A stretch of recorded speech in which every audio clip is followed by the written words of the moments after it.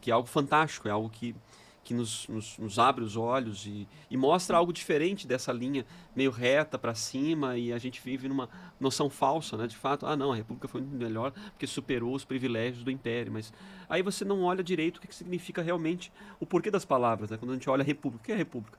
É muito fácil, você compreende o que é a República, que é o res pública, né? O cuidado com a coisa pública.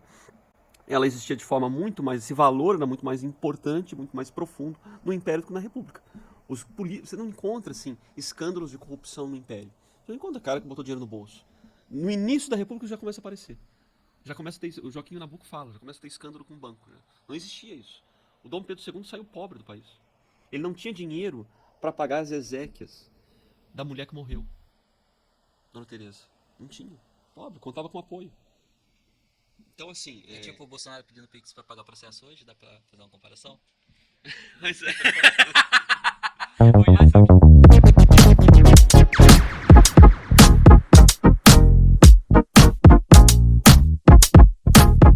Salve galera, bem-vindos a mais um programa do Disse Que, um canal onde você encontra todo tipo de entrevista, todo tipo de convidado. Hoje comigo, Miquel Arsênio, ao meu lado, Clebson Vieira e na minha frente, um cara que é professor de Ciências Políticas, foi presidente da Fundação Biblioteca Nacional e disse que o Brasil precisa ter mais de uma capital. Luiz Carlos Ramiro Júnior. Rapaz, o nome é difícil, hein? E eu não errei.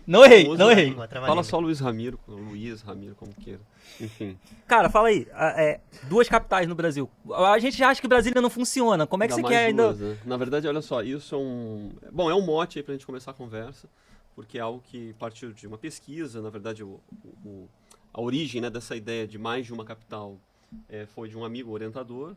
E na época eu estudava também o tema e a gente começou a levantar junto, né? E disso surgiu livros, artigos e tudo mais. Muitas pessoas tiveram interesse nisso. Por que uma dupla capitalidade, mais de uma capital? Na verdade, não é uma coisa assim apenas para somar, para ter mais burocracia, muito pelo contrário. É observar o porquê. Isso começa com o porquê da crise do Rio de Janeiro, que não é uma crise apenas local, é uma crise nacional. Isso é uma coisa assim que dá para discutir muito a respeito de temas como política, sociologia, segurança pública, federalismo, porque é um eixo que dá para vários temas, na verdade. Desde a gente se perguntar o porquê de Brasília, porque aí é que tá, nós perguntamos muito pouco sobre o fato consumado. Nós somos assim arautos do fato consumado, né? Então Brasília existe, logo é inarredável pensar em outra coisa. Por que não? Quando Brasília não existia, havia uma promessa, né, desde a Constituição de 1891, de se fazer uma capital no plano central do país. Bom, isso nunca era feito porque era uma estrutura, uma coisa quase utópica de alguma maneira. O Juscelino Kubitschek foi lá e vou fazer esse troço. E é muito curioso que ele fez contrário a todos os pareceres técnicos, todas as orientações econômicas. Ou seja, todo mundo já estava avisando que o negócio tinha tudo para dar ruim, tudo pra dar ruim. E ele foi lá e insistiu. E esse aí está a origem da crise do Rio de Janeiro. Mas não é uma coisa assim apenas passiva. O Rio de Janeiro, coitadinho do Rio de Janeiro. Não. Isso diz respeito a como que o Brasil também sofre em relação a isso. Sofre a sua imagem, sofre o reflexo da violência, criminalidade, crise política que saem do Rio de Janeiro. Sofre porque há um desequilíbrio de poder, há uma tendência. Todo Estado tem uma tendência de hiperconcentrar o seu poder num centro. Você precisa ter ações de equilíbrio. Né? O nosso federalismo é impreciso. Né? Os estados não são tão fortes, mesmo um estado como São Paulo, não é tão forte assim para fazer o equilíbrio. Então, deixa eu te interromper. Eu falei que nesse programa eu vou ser um pouquinho diferente. Eu vou ficar interrompendo toda hora. Não, tem que interromper. Tô pensando em fazer essas coisas agora. Aí você fala assim, todo estado tem essa tendência de centralização. Todo estado grande, assim, o estado com maiúsculo, tem algum, União, né? Algum exemplo de país atualmente que tenha mais de uma capital? Tem vários. Holanda, Coreia do Sul, Arábia Saudita, Marrocos, Bolívia, Chile... que mais? Arábia Saudita, eu falei... É possível mencionar os ganhos deles? Porque, há um equilíbrio. O que eles descentralizaram e o que eles descentralizaram, porque não necessariamente são capitais com os mesmos propósitos. Exatamente. Né? Bom, inclusive, há casos que são oficiais e outros oficiosos, por exemplo. Um oficioso, qual é a diferença? Oficial é porque está na Constituição, está na regra máxima do país. Oficioso é porque funciona com instituições divididas. Por exemplo, a Alemanha, né? Depois da queda do Muro de Berlim, as Alemanhas se uniram. A capital da antiga Alemanha Ocidental era Bonn. Berlim foi a capital da Alemanha Oriental. Quando uniu, como é que vai ser? Qual vai ser a capital? Se decidiu por uma capital histórica da Prússia, Berlim.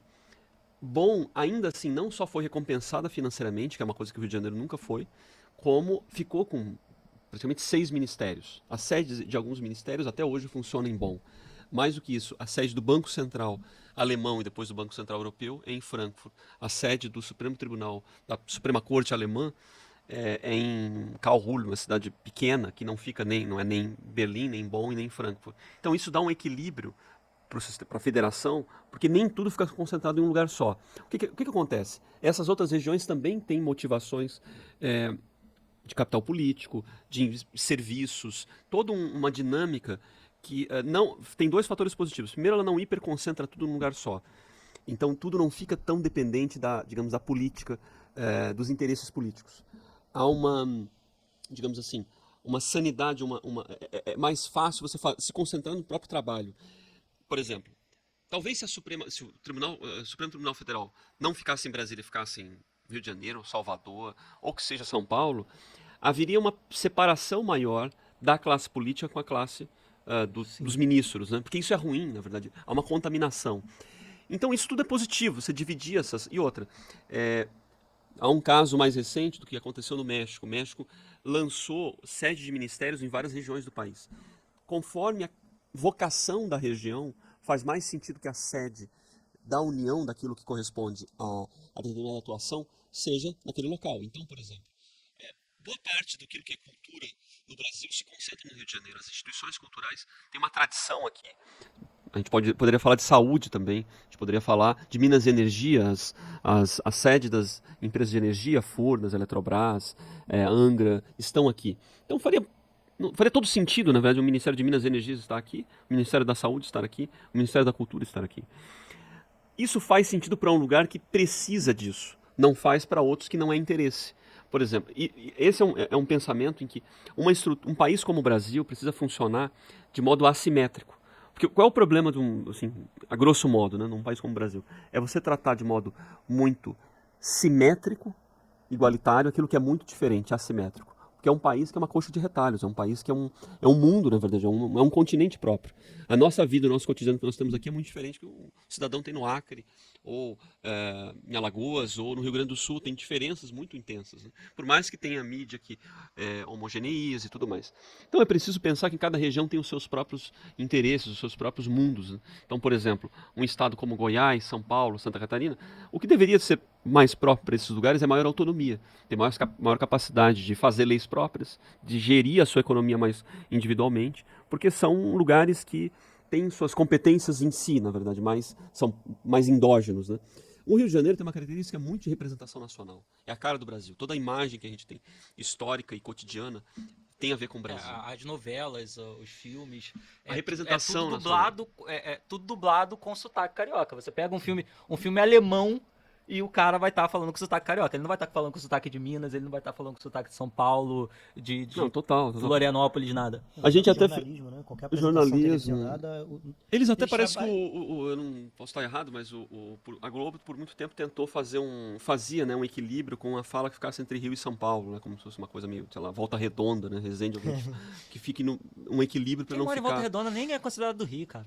Rio é Rio capital, região metropolitana ali, São Gonçalo, Niterói, Itaboraí e a Baixada Fluminense. Saiu disso, que o pessoal fala assim, interior, região serrana, não é mais Rio, cara. Não é mais até porque a realidade, o formato é totalmente diferente. E aí eu vou te interromper e vou fugir, daqui a pouco a gente volta pro assunto. E aí isso não é uma coisa muito do estado da Guanabara? Que assim, quem tava perto do estado da Guanabara tem uma pegada. Quem tava mais longe, mais distante, como o pessoal de Petrópolis, por exemplo, tem outra pegada. Vamos lá, o estado da Guanabara foi um estado criado logo que Rio de Janeiro deixou de ser capital, e foi em março de 1960. A transferência da capital, o que fazer com a então capital federal, né? O Distrito Federal, que era a cidade do Rio de Janeiro. Criou-se o estado da Guanabara. Esse estado ele vai funcionar até 1975. Não havia uma previsão quando ele foi criado de que aquilo ali iria acabar, porque foi uma solução imediata. Vamos criar um novo estado, tinha uma população grande, uma rede de consumo, uma pulsação até industrial muito intensa. Houve até um plebiscito em 1963 para dividir o município do Rio de Janeiro em 5. Talvez se isso acontecesse, não teria terminado esse estado, porque um dos argumentos para que esse estado da Guanabara acabasse aqui era uma cabeça sem corpo, que era algo muito grande, uma cidade só, praticamente uma cidade-estado. Mas esse Estado ele funcionou e ele até teve um bom funcionamento, porque ele tinha uma capacidade de articulação e de trazer investimentos muito boa, especialmente na época do Carlos Lacerda, que foi o governador. Mas, ao mesmo tempo, ali já indicava o caráter do Rio de Janeiro de representação nacional, porque o Lacerda ele funcionava como um representante do país. Ele viajava, né? Eu sou natural de Joinville, Santa Catarina, então... E era um estado que, à época, nos anos 60, era muito anti-centro, anti-governos de esquerda, né? Na época, o Juscelino Kubitschek, o João Goulart. Então, era oposição, muito próximo da UDN. O Lacerda vivia por lá, vivia inaugurando. Então, era curioso, porque ele funcionava como se fosse um chefe de Estado dentro do próprio Estado brasileiro. Porque ele fazia o contraponto ao Estado... O Brasil era o Rio de Janeiro era um país à parte. Representava tanto a soberania nacional quanto o presidente que ficava em Brasília. E isso é até interessante, uma das biografias da política do Lacerda, né, do Maurício Pérez, que ele escreveu, tem uns detalhes interessantes, outras também biografias falam disso, que o Lacerda, de fato, ele tinha preparado uma plataforma de viagens que era para realmente representar e já se lançar como um presidente do país. Isso quer dizer o quê? O Rio de Janeiro sempre foi palanque nacional. Tudo bem, porque já era uma economia muito grande, até os anos 50 era a maior economia, a maior população, né? Depois São Paulo vai estourando a cidade, né? Mas sempre tem não só essa pujança econômica, populacional, mas também simbólica. Então representa algo para todo o país e o mundo. Isso faz com que alguém que se lance a político tenha o desejo de vir para cá. Assim foi o Brizola, por exemplo. O Brizola fez um lance político de ter vindo do Rio Grande do Sul para o Rio de Janeiro para adquirir um palanque nacional, de projeção nacional. E, por exemplo, alguns argumentam, talvez se o Ciro Gomes tivesse feito esse movimento, ele teria tido um palanque de plataforma melhor do que falar do Ceará. Inclusive, ele, nas campanhas, costumava dizer, olha, eu venho de um estado pobre e tal, dou o exemplo de como é que funcionava num estado do Nordeste, mas posso fazer pelo país. O movimento de talvez encontrar uma base maior que é receptiva a políticos de fora, né? Tem uma... Quer ver um exemplo? Rapidinho, a gente é bem receptivo, né? Mas eu fico preocupado com a recepção do Ciro aqui no Rio de Janeiro. Não, é só um exemplo. Deixa eu te falar. O irmão dele vai e tenta invadir com um trator, né? Um batalhão da polícia militar lá no Nordeste e tomou 2 tiros. Você imagina, e isso porque foi lá no Nordeste, você imagina o Ciro tentando invadir com um trator um batalhão da PM do Rio, cara? Todo mundo de fuzil 762 e já meio sem paciência. Imagina o que ia acontecer com o Ciro aqui no Rio. Mas enfim, a gente é receptivo. Vem, Ciro. Vem ser governador do Rio, invadir um batalhão do... Não, isso foi um exemplo assim, de um movimento que é comum, né? Por exemplo, pega 2 casos assim, até 2018, que eram ícones de pensamento de esquerda e de pensamento de direita, deputados. Que eram deputados que poderiam ser em tese de qualquer lugar do país. Mas nenhum dos dois eram naturais do Rio de Janeiro, mas fizeram suas carreiras políticas no Rio de Janeiro. De um lado você tinha Jair Messias Bolsonaro, de outro tinha o que foi do BBB, o João Willis. Eles tinham uma relação localista? Não. Era uma relação de pautas, né? Uma pauta A, outra uma pauta B. Se lançavam, se digladiavam, mas tinham o seu lugar como base Rio de Janeiro, que é um lugar de projeção. Um é baiano, outro é paulista. E fizeram sua carreira política aqui. E isso tem vários outros exemplos. Por exemplo, vários outros casos, né? Exemplo do Nelson Carneiro, que foi o deputado responsável por o relator da lei do divórcio no Brasil. Era um baiano. O cálculo político, embora ele já estivesse no Rio de Janeiro há algum tempo, a grande bandeira dele foi o divórcio. É possível que ele não tivesse conseguido ascender, levar essa pauta, que era uma pauta determinante para a história brasileira, para a transformação das famílias, para a reconfiguração inteira, se estivesse na Bahia. Porque talvez não passaria lá. A pressão seria muito grande, não conseguiria avançar. Agora, você precisa de um lugar que tem uma difusão de ideias diferentes. Um mundo, porque você encontra aqui no Rio de Janeiro, desde da Beautiful People da Zona Sul, lacração de esquerda, até a resistência ao catolicismo tradicional, reacionário, que cultiva aquilo que é mais profundo da tradição da igreja, por exemplo. Então você tem assim polos muito interessantes. Claro, você vai dizer, não, você encontra em São Paulo como essa pulsação, mas a química aqui é uma questão de não só apenas um lugar cosmopolita, mundial, colossal, mas também ter algo nacional. Tem uma vinculação assim, eu tenho elementos assim de Brasil que são pro Brasil, né? E mostrar que isso aqui tem uma capacidade de uma civilização. Mas, assim, você fala muito sobre a importância que o Rio de Janeiro teve como capital e que ele tem essa representatividade de Brasil, por que ao invés disso a gente não fala de repente um movimento separatista? Vamos separar o Rio de Janeiro de tudo. Não seria melhor pro Rio do que se tornar uma nova capital e voltar a ter... trazer os problemas... Que você fala assim, tratam o Rio de Janeiro da mesma forma que tratam o Acre, da mesma forma que tratam Minas. E o Rio de Janeiro precisa de um tratamento diferente. Não seria melhor o Rio de Janeiro ser um país sozinho e se tocar? Esse movimento não acontece...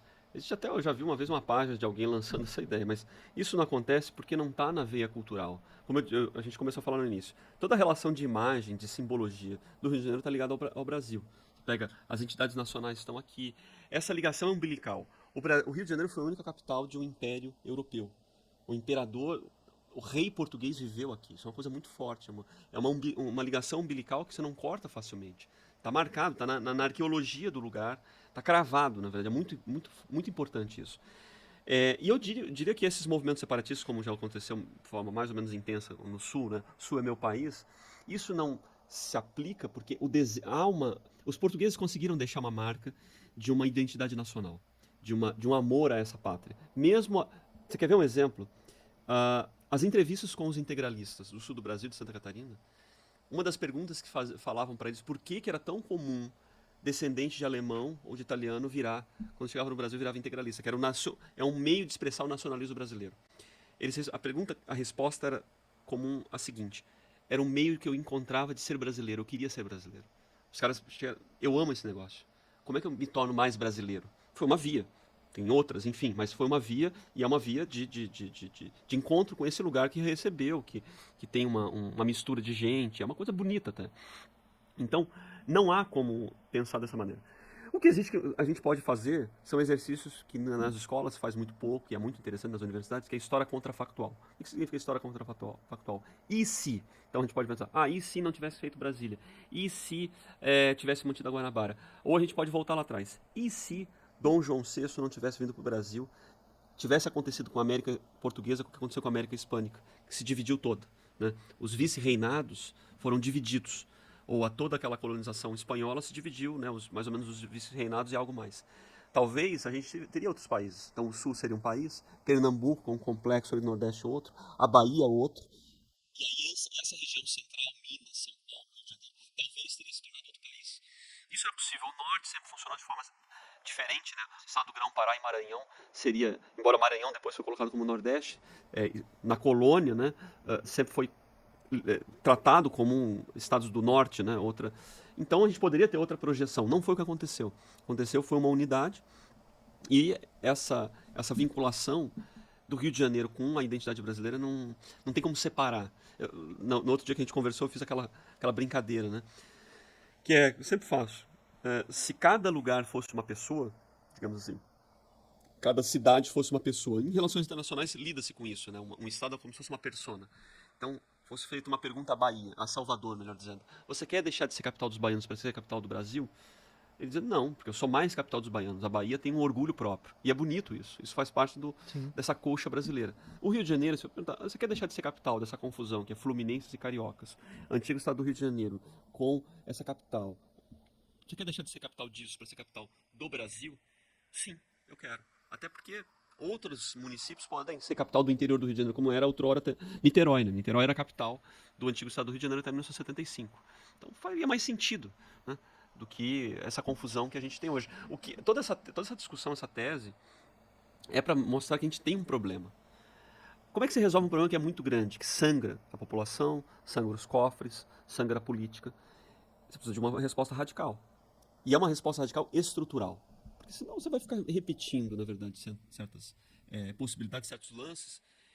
Bom, e se é para ser usado, vamos ser usado. Então vamos colocar alguma coisa no jogo, aí, algo de discussão, até para que seja melhor preparado esse lance do que não vira ferro e fogo num momento assim que ninguém percebe e algo acontece, como foi a intervenção federal. Vai ter que ser, né? Vai passar a fazer obrigatoriamente. Você mencionou algo que eu acho que passou, já tem um tempinho, mas que eu queria voltar na tua fala, que é sobre indenização. A primeira vez que eu ouvi falar sobre isso, eu achei, né, meio perdido. Indenizar, né? Como é que funciona isso e as consequências que houveram no Rio? Eu já ouvi tua explanação, eu queria que trouxesse para cá também. Não, isso é muito bom. É típico de qualquer processo de transferência de capital, porque não foi a única vez, né, no cenário mundial que houve uma mudança de capital. Eu mesmo mencionei o caso da Alemanha, né? Quando houve a junção, a reunificação alemã, Bonn deixou de ser a capital, foi para Berlim, embora ela ficou não só com alguns ministérios, mas com uma indenização. Por quê? Imaginem, e isso é um motivo que deveria ser mais frequente de cálculos, de estudos econômicos, o impacto que o Rio de Janeiro sofreu com o esvaziamento das instituições políticas e toda a burocracia do Rio para Brasília. Então, todo o setor que envolvia lobbies ou envolvia interesses, negociações, bancos, tudo foi se esvaziando. O conjunto de, embora não era como hoje, né, o conjunto de assessores parlamentares, assessores de ministros, todo esse mundo que movimenta uma economia. Imagina o que é Brasília, vocês sabem, né, todo mundo sabe o que é Brasília nas férias, ou o que é Brasília no período eleitoral, que todo mundo vai para os seus rincões, esvazia. Então, inclusive, olhando para o aspecto financeiro, existe uma contrapartida por Brasília ser Brasília, por ser capital, né? Eu vou chegar lá. Então, tem existe, né, esse esvaziamento que uma cidade sofre, como o Rio de Janeiro sofreu. Havia um argumento, que era um argumento do próprio Juscelino Kubitschek, o Rio de Janeiro vai tirar de letra. Ele usava essa expressão. Por quê? Ele via como se fosse, o Rio de Janeiro vai ser uma Nova York, ou uma Los Angeles. Ele não precisa dessa burocracia, mas é um erro. É um erro porque a estrutura do Estado brasileiro é muito dependente do centro. As coisas se concentram muito no centro. E um centro que era localizado aqui, que havia uma economia girando aqui, esvaziado, o lugar sofre. E sofreu mesmo. Favelização, crise econômica, era o segundo parque industrial do país. Virou, Paraná já passou já. Enfim, há algum tempo, na verdade. Então tem esse fator da indenização que não foi paga, que é algo comum até para você não impactar tanto a população local. Segundo, é esse fundo da União que é provido a Brasília, que gera ele era até o ano passado de 15 bilhões ao ano, ele passou para 23 bilhões ao ano. Isso faz com que Brasília tenha os melhores salários. Ou 23 seja, bilhões? Livre. Para o governo do Distrito Federal gastar. A União banca isso, o Brasil banca. Ela não gera uma economia própria. Obrigado por ser nossa capital, toma aqui 23 bilhões. Exatamente. Houve uma contestação. E aí até você falou que quando houve a saída do Estado da Guanabara, a capital sair daqui, né? Os policiais daqui, alguns também vão para lá, né? Não, tá toda uma atração de servidores públicos. Essa atração... eu vou chegar lá, só para terminar essa ponta da indenização. Foi feita uma contestação, através de um projeto de lei, da deputada Clarice, acho que foi da Clarice Garotinho, foi em 2018 ou 2019, e propondo uma rediscussão desse fundo e uma redivisão, compreendendo que o Rio de Janeiro tem as suas instituições nacionais e seria prudente dividir. O que eu digo, é um bom ponto, não é a solução, porque você pensa assim, quais são as escadas de solução, né? Indenização, restauração do Estado da Guanabara e segundo o Distrito Federal. É um passo, mas ele até tem uma dificuldade de passar, porque como o problema maior é político, se você falar que o Rio de Janeiro tem um problema de dinheiro, não pega bem, porque é um Estado muito corrupto, em que há muitos recursos sendo desenvolvidos, sendo providos através dos royalties do petróleo, jorra petróleo e gás. Então você tem tem muitas prefeituras ricas e mesmo assim a deterioração é muito grande. Ou seja, o problema é político. Se não resolver o problema político, você pode jorrar aqui 20, 30, 50, 100 bilhões. Isso vai virar igual pingo em chapa quente. Como a gente teme, mas pode ter acontecido com a venda da SEDAI. Que foi um grande lance, tinha que fazer aquilo ali, mas se você não gerir bem o recurso, não importa, você pode ser trilhardário e ficar pobre, entendeu? Esse é o ponto. Então, é uma discussão importante, até porque chama a atenção do país, mas peraí, por que todo mundo tem que bancar Brasília nesse momento? Já não deu tempo? Já não era já não é grandinho para lidar por si próprio? Ou seja, isso prova que a burocracia ela gera um giro econômico que ele precisa ser suprido. Isso em qualquer lugar do mundo. Imaginem amanhã Washington deixa de ser capital. Vai morrer, vai desfalecer. As cidades têm um certo sentido, né? Encontra-se um mecanismo para funcionar que de uma hora para outra tornar isso instável faz com que ele pare de girar, né? Exatamente, é crítico, até porque, olha só, já foi um conjunto de tempo e de investimento de fazer a simbologia naquele lugar. Então, isso, mais do que no caso de Brasília, no Rio de Janeiro, está na sua criação, no seu fundamento. Né? Igual você pensar numa obra, né? Você conhece muito bem isso. Você fez o fundamento ali, cravou uma pedra, não dá para dizer que aquela pedra não existe. Não, finge que não existe. Ela é a base. Esquece, ela é a base. Ela que sustenta o prédio inteiro. E isso está na nossa memória, no nosso inconsciente coletivo. Brasília também já tem um tempo, por isso que eu até não digo, escanteia Brasília. Não, combina as coisas. Né? Por isso que é o segundo Distrito Federal. Mas Eu me perdi no que você tinha... Não, é porque a gente falou de melhores salários e tal. Ah, e tá, aí dos houve uma policiais. Sim, debandada sim, de sim. policiais, né? Não, Também. inclusive isso, houve uma atração não só de policiais, mas toda a elite do funcionalismo, né? Todas as diferentes gamas do funcionalismo para ir para Brasília. E ali já nasce um vício brasileiro, que é os penduricalhos. Não é tão fácil aumentar salário por lei. Então, você vai dando bônus, ou dando penduricalhos, ou bolsa isso, bolsa aquilo. Isso tem uma origem com Brasília. Porque a atração para a pessoa ir para lá nos anos 50, nos anos 60, quando não havia essa crise toda de criminalidade, favelização, essa deterioração do serviço público. O Rio de Janeiro sempre foi uma cidade difícil, né? Vale lembrar que faltava muita água e tinha situações muito complicadas, enchente em alguns lugares e tal. Mas não era essa coisa colossal, monstruosa que nós Não temos vivi hoje. em guerra, né? Então era uma maravilha, assim, a classe média mesmo era bom viver. Você tinha serviços melhores do que no resto do país, por exemplo. Atrair de uma hora para outra para ir para um deserto de Goiás era muito tenso. Então você precisou criar muitos mecanismos de atração. E foram levados, né? Foram atraídos os policiais. Isso tanto é verdade que gerou uma série, na época, nos anos 60, de críticas, de editoriais do Carlos Lacerda reclamando da crise, já se falava um pouco de crise de segurança pública no Rio de Janeiro. Porque ele contava com um material humano muito menor, houve um recrudescimento no número de policiais disponíveis, não se conseguia pagar salários tão bons quanto a União conseguiu pagar para os policiais profissionais ficarem em Brasília. E o que aconteceu foi aquela piada, né? Que o sujeito, né, virou piada, esbarrava com alguém, você estudou até que série? Até a quarta série. Então tá, então você pode virar policial. Se fosse mais, já não podia... Ou seja, virou aquela coisa do policial ignorante, barrigudo, mal pago, porque era o que tinha, na verdade. E demorou muito para alterar esse percurso, porque não tinha mais aquela capacidade de atração que outrora tinha, né? E essa capacidade foi para Brasília, essa força, na verdade, de atrair servidores e tudo mais. No máximo, alguma coisa no município, que ainda ficou, depois um pouco ainda tem uma sobrevida econômica maior, mas o Estado acabou perecendo muito, ficou em uma situação muito grave. Né? Então... Falando do estado do Rio de Janeiro e mencionando a violência, tem um aspecto que eu já ouvi sua fala, também gostaria de reproduzir aqui. Vai, fala que você quer ouvir ele falando mal do Brizola. Não Que quero você vai ouvir ficar falar do triste Brizola. com isso, mas você quer ouvir ele falando mal do Brizola. Eu não ia nem Pode mencionar o falar. Brizola, Não, eu mas ia mencionar é o isso que você Brizola, quer ouvir, mas que já eu sei. você falou, vai acabar esbarrando nisso. Mas é sobre soberania, né? Eu achei importante isso, porque eu acho que é um debate distante, assim como o pessoal não saber que existe um aporte, a imensa maioria da população não deve saber que tem um aporte financeiro tão robusto para uma capital, que faria muita diferença para a nossa realidade, e por si só o dinheiro não resolveria, como foi explanado por você, mas a ocupação territorial para a soberania, para que de fato o poder consiga dar ordem, Claro. e aí acho que é uma das suas falas também baseada... Isso é uma coisa assim, muito preliminar em qualquer discussão política. Né? Aula 1 de Teoria do Estado para estudantes de Direito. O que significa... como é que o Estado é formado? Né? Ele precisa ter uma centralidade de poder, um domínio territorial e um domínio sobre as pessoas, prover a segurança, ter uma população concentrada em um objetivo comum.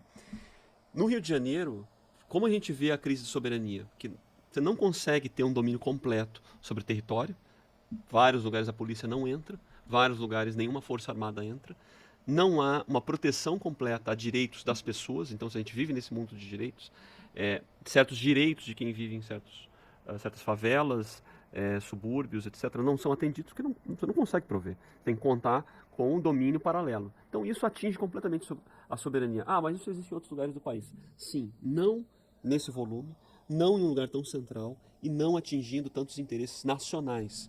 O fato de o Rio de Janeiro ser a maior capital militar da América Latina e ser a cidade grande mais vulnerável em termos de soberania do país é uma coisa de criar uma vergonha em qualquer chefe de Estado.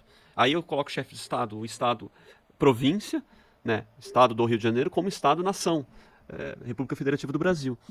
E assim como nos próprios profissionais. Né? É fato que isso tudo que eu estou falando são temas assim, que deveriam ser temas de pesquisa. São coisas que eu não tenho uma resposta pronta. A gente tem insights e algumas pesquisas mais profundas, mas isso daria para fazer coisas mais elaboradas. Por exemplo, se a gente for pegar assim, nas imagens ou no cotidiano de militares no Rio de Janeiro, até quando o sujeito podia sair, por exemplo, do Comando Militar do Leste, no Palácio Duque de Caxias, ali do lado da Central, e sair com a sua farda, voltar até a sua casa, sei lá, no Andaraí. Teve incidente com isso, inclusive. Não, Né? Teve gente que foi pego fardado e aí acaba que volta sempre a segurança pública pra cá. Eu vou ficando contaminado com esse cara, mas teve fatalidade já. Não, pois é. Não precisava nem estar fardado. A farda tava na mala, tava na mochila. Exatamente, mas até quando isso começa? E por que isso foi naturalizado?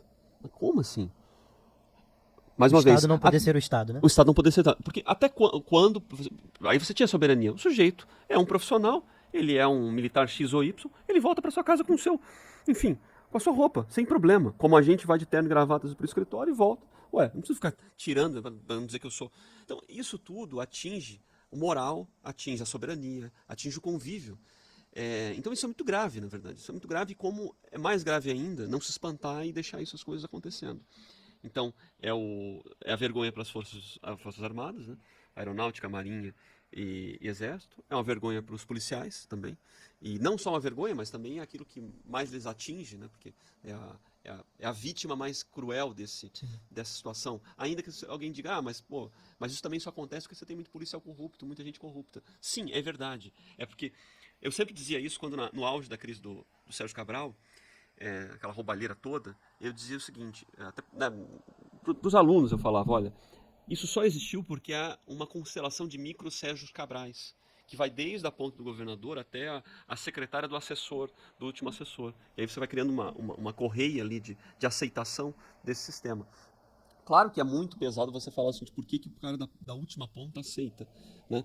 Ele também está aceitando porque o cara da ponta de cima começa a aceitar. E a gente vive por referências. Nossa criação, nossa educação é por referência. É um pai criando uma mãe, educando um filho. É por referência. Ponto. Então, as referências são ruins. Por isso que uma questão de transformação do Rio de Janeiro, ela só acontece com uma outra referência, com algo de fora, com o interesse que tem que vir da união, para mudar o círculo de referências. Porque senão a gente vai recriar outros Sérgios Cabrais, outros Pezões, outros... enfim, outras figuras, na verdade, que geraram grandes escândalos de corrupção, são presas ou não são, depois são soltas, enfim, isso é o nosso sistema judicial. E não há uma mudança nesse sentido, nesse arco aí de relações, né? Então, ou seja, você precisa quebrar com isso e quebrar por outra referência. Você queria o seguinte, olha, não dá para continuar com essa circularidade. Coloca outra coisa aqui, outra figura, e muitas vezes tem que ser algo que não vai ter um aceite geral, né? E é assim todas as alterações estruturais, como foi assim com Brasília, e alguém vai dizer, mas você está falando uma loucura. Qual loucura maior não foi Brasília?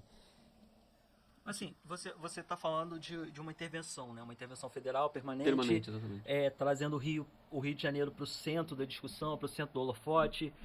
Mas, cara, eu acho que pode ser uma coisa de culhão. Literalmente culhão. Alguém que tenha coragem, um governador que tenha coragem de matar no peito e falar, eu vou resolver. E assim, por exemplo, em dado momento, o Sérgio Cabral foi lá e criou os PPs e falou, olha, eu vou acabar com essa bagunça aqui. Infelizmente não durou, né? Eu peguei já o processo do PP...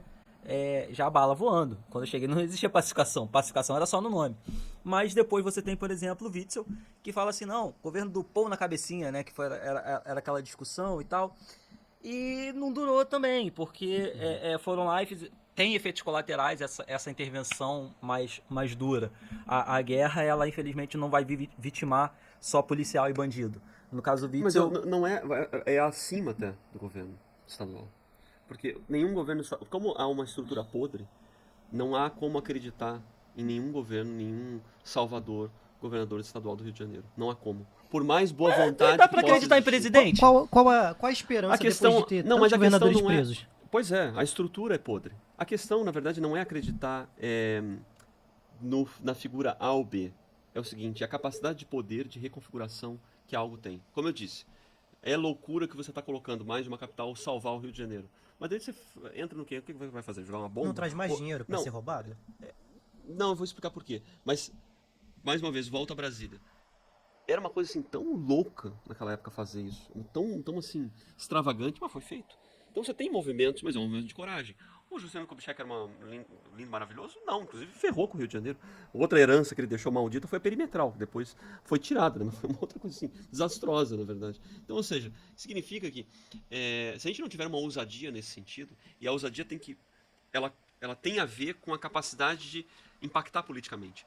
O Estado do Rio de Janeiro não tem essa capacidade. Não tem. O que pode haver é uma conciliação de interesse. Alguém pensar, olha, isso é fundamental.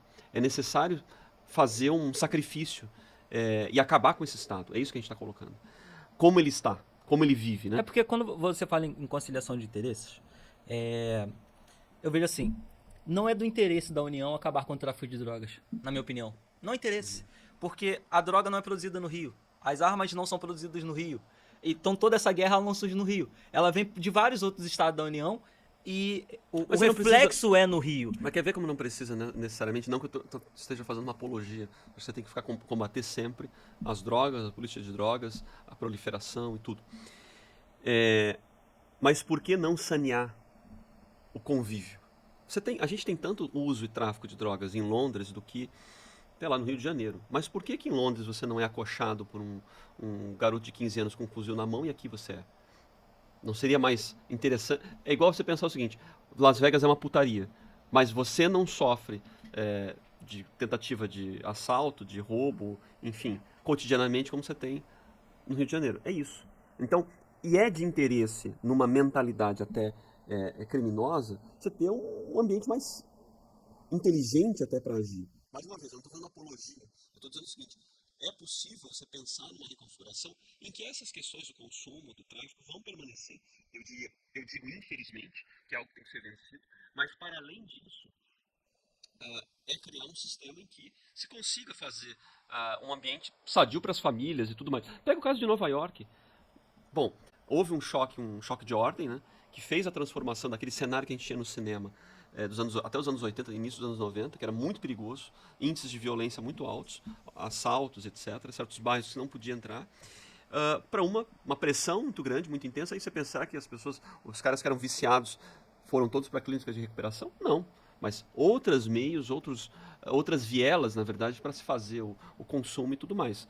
Talvez até tenha contribuído para aquele cara que tinha uma predisposição, uma facilidade para conseguir a droga, ter diminuído, graças a Deus. Espero que sim. Mas não necessariamente você houve a droga deixou de existir. Não, eu não estou falando assim que isso a gente vai criar o céu, na verdade. Não é. É apenas o seguinte, é muito grave achar que a crise de segurança pública, a crise de soberania, como bem mencionaste, é algo que tem que ser deixado assim mesmo. Uma coisa é acabar com a guerra, outra coisa é acabar com a criminalidade. Então você quer acabar com a guerra para depois pensar na criminalidade. Porque na prática o Rio de Janeiro vive em condições de guerra. Exato. E uma coisa incide na outra, porque criar um efeito de Estado dissuade. Na verdade, cria um receio, na verdade, no outro lado. E o outro lado cria mecanismos alternativos de atuação. A gente pega hoje o contexto do modo de atuação do Comando Vermelho e PCC. O PCC atua com uma outra inteligência, porque a segurança pública em São Paulo é mais efetiva. Lá, quem tem um domínio tucano desde o Mário Covas. Então, assim, há uma permanência de políticas públicas, de inteligência do próprio agente público. Isso faz com que dê uma segurança, independente da corrupção que existe também, daquelas elites políticas, mas dá uma certa segurança e faz com que o agente criminoso não atue de qualquer modo. A la Bangu, ele vai ter uma outra característica. Lembra que em 2005, quando houve aqueles aqueles ataques a policiais em São Paulo, aquilo ali criou uma paralisação.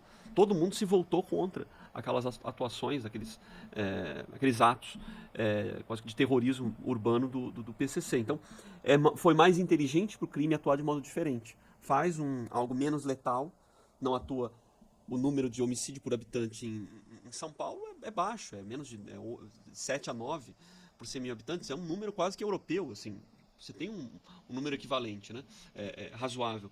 Por quê? Porque você criou impactou na organização criminosa. Ela deixa de existir? Não, ela falando existe. da forma que você está falando, dá muito a impressão de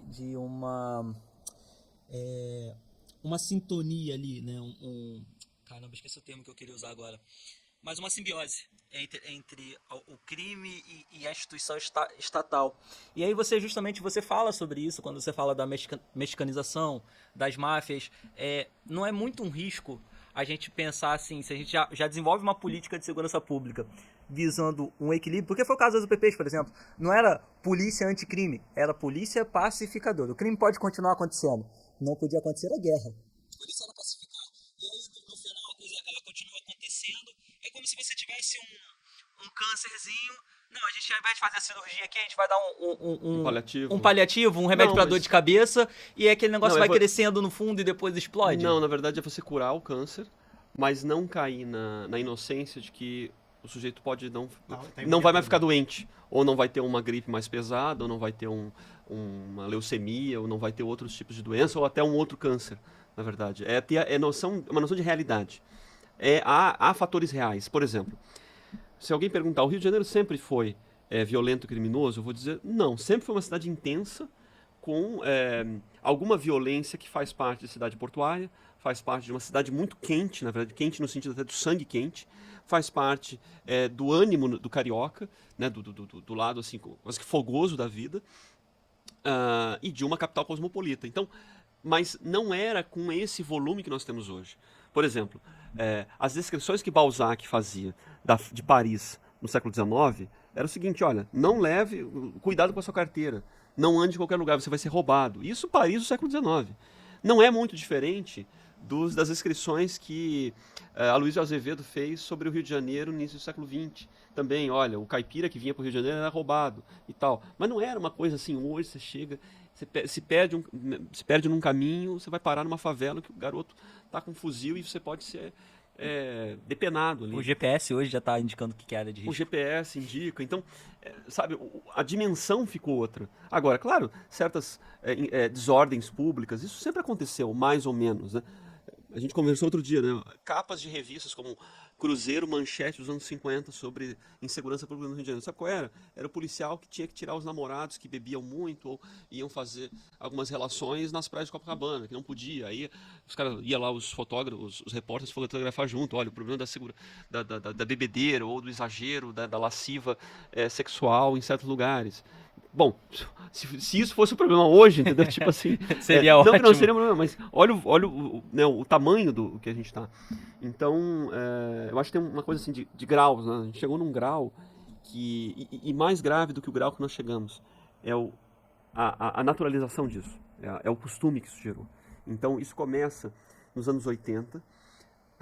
Camadas da população já consideram o Rio de Janeiro uma cidade violenta e a população começa a ficar com medo.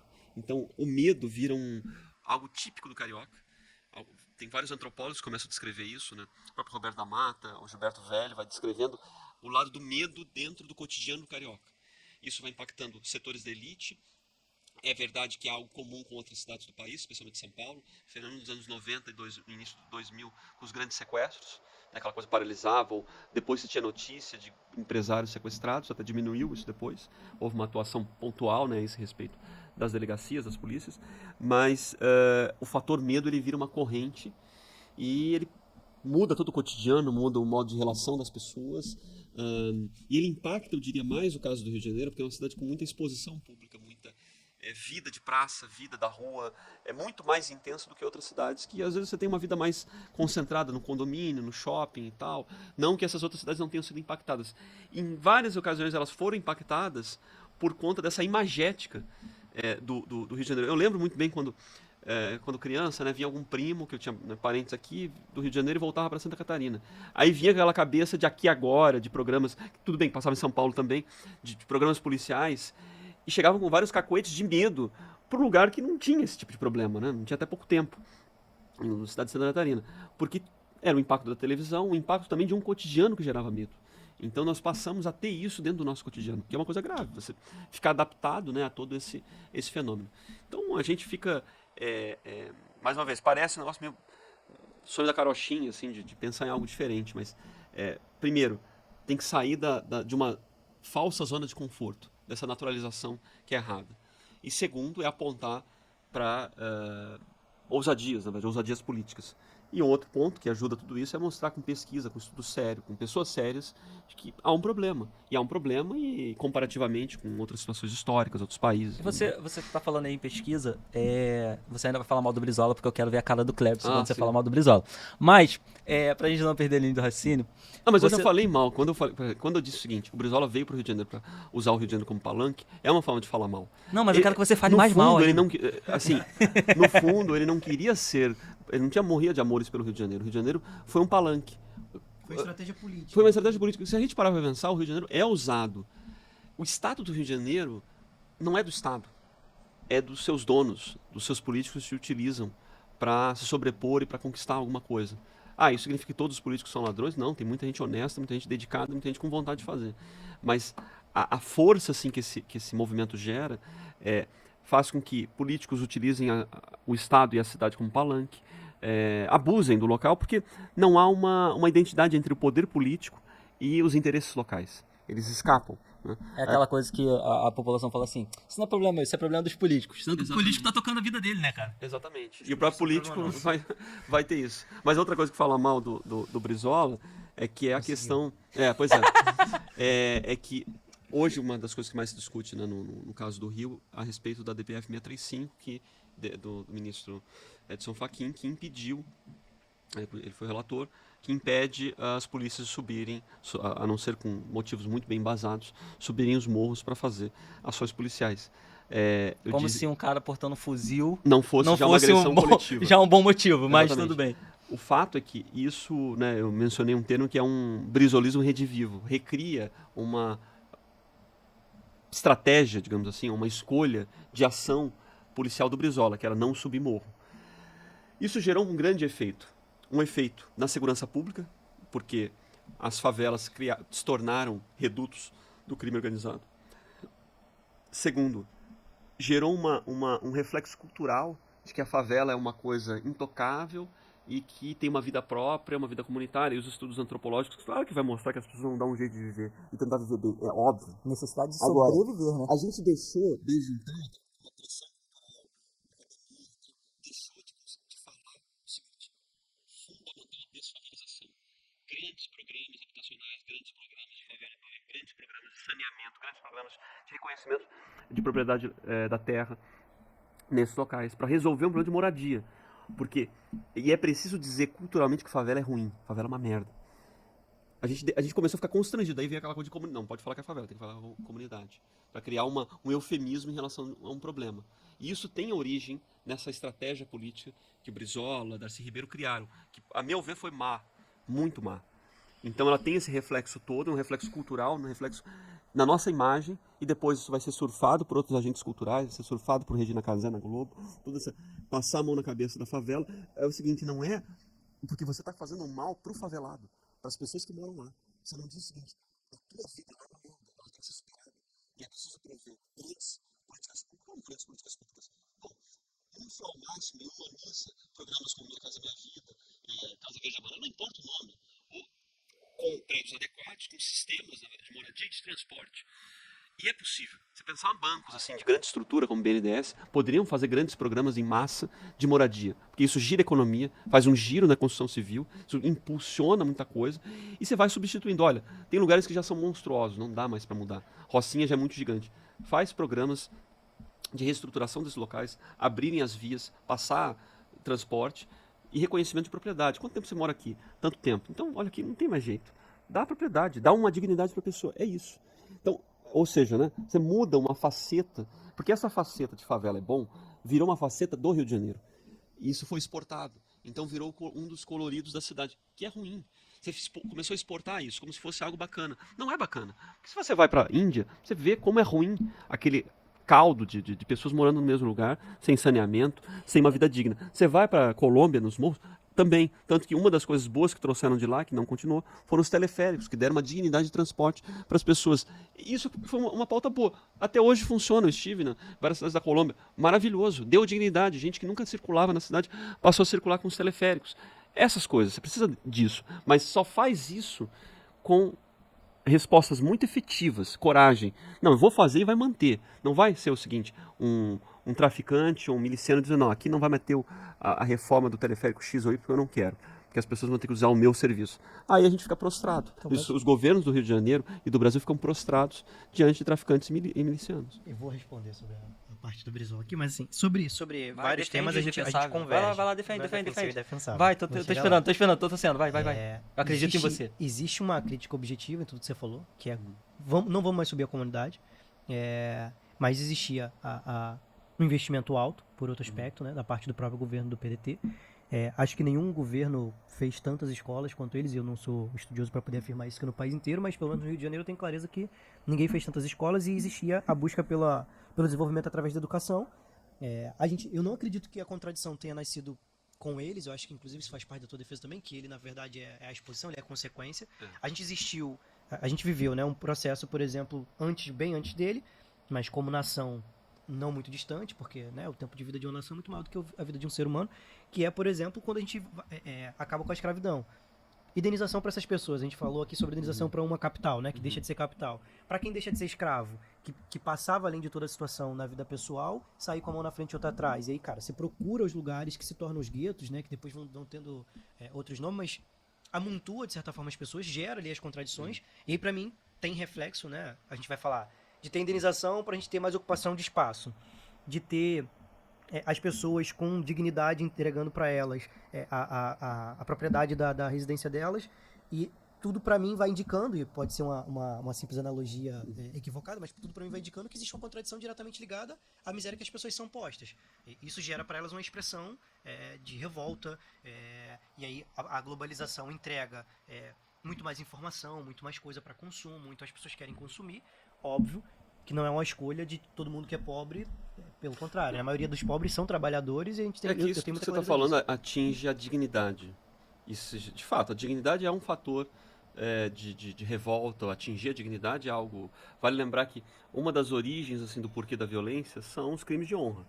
Os crimes de honra estão no sentido assim, fundamental, no lastro, em relação a boa parte das crises que nós temos, as origens, né, da violência, seja ela criminal, seja ela passional, tudo mais. Então, de fato, a dignidade é um eixo aí que você toca de forma fundamental. Bom, quando eu falei ali em relação à moradia, é para, de fato, tentar resolver um problema, não é determinante, na verdade, não é uma coisa que é 100%, né? Mas é um caminho, até porque supre, na verdade, uma situação indigna de muitas pessoas em relação ao seu viver, ao seu cotidiano, à sua perspectiva de vida. Outra coisa que você fala que é importante é a questão da origem, talvez a origem de parte das favelas, né? Ou da origem dos guetos, embora no Brasil não se usa muito esse termo, né? Gueto, mas enfim, dessas marginalizações. Sim, verdade. Talvez um termo melhor. Dessas marginalizações. Mais uma vez, elas acontecem na medida em que não há uma dignidade sobre o cotidiano dessas pessoas. Como que isso é provido? Aí tem várias questões que são bem complicadas de falar em relação ao próprio processo de abolição do Brasil. Não havia dinheiro, não havia condições de fazer uma indenização, mesmo que você desse terra para vários ex-escravos, até porque o fenômeno que aconteceu de fato foi que muitos ex-escravos tentaram voltar para suas fazendas, até por uma questão de cotidiano, de manutenção de vida, né, de comer e dormir, por exemplo. Então, o processo foi um processo um pouco complicado, porque o meio de convívio de parte da população, sobretudo no interior, era um meio de convívio não individual. Não de que eu sou um indivíduo que vou conquistar os meus direitos, mas sim dentro de corpos, dentro de fazendas, dentro de famílias. Então você contava muito com aquele conjunto social. Rapidinho, você falou que não tinha meios na época para indenizar. Não tinha economia. Não tinha economia. Mas eu vi, e aí de repente você tem acesso a isso já pela sua passagem na Fundação Biblioteca Nacional, algo sobre o Barão de Mauá, junto com o Conde D, querendo doar uma parte das propriedades deles para poder fazer essa indenização.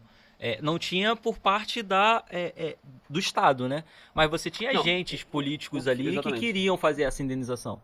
O Conde D, né, o esposo da Dona Isabel, que era herdeira do trono, procurava criar um espírito de solidariedade que contava com a ação privada também, para gerar, digamos assim, boas consequências para o processo de abolição. Isso de fato aconteceu, ela tentou contagiar.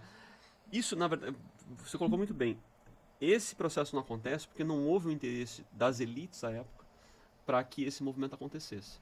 E nesse sentido é porque o envolvimento não foi em prol...